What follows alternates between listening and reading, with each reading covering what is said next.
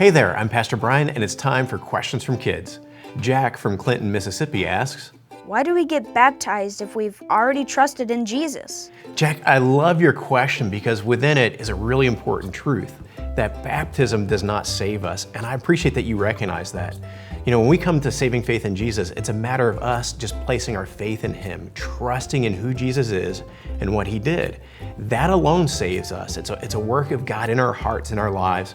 Baptism does not save. However, we also know that baptism is important. We're commanded to be baptized. So one of the reasons why we're baptized is that alone, that we want to be obedient. And it's one of our first acts of obedience that we demonstrate that we believe in Jesus, we want to follow Him, and we'll do what He calls us to do. So that's why it's really important that we be baptized. But there are a couple other reasons.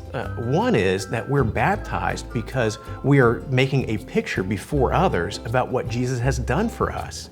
So when you're baptized, many churches will do it at the front of the church, and there's that room full of people. You are making a word picture to everybody watching how Jesus has saved you from your sin. And so you are being used to tell others the gospel through your baptism.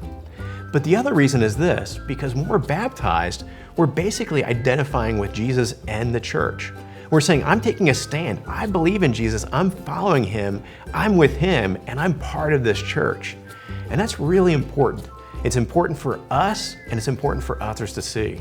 You know, God designed it so that your baptism is something you can look back on in the times where you might start to wonder, did you really believe in Jesus? Did you really trust Him? Are you really saved?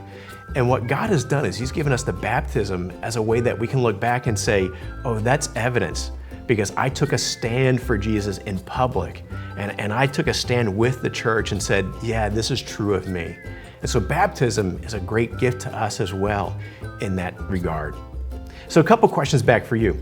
Have you been baptized or seen someone else be baptized? And what questions do you have about baptism?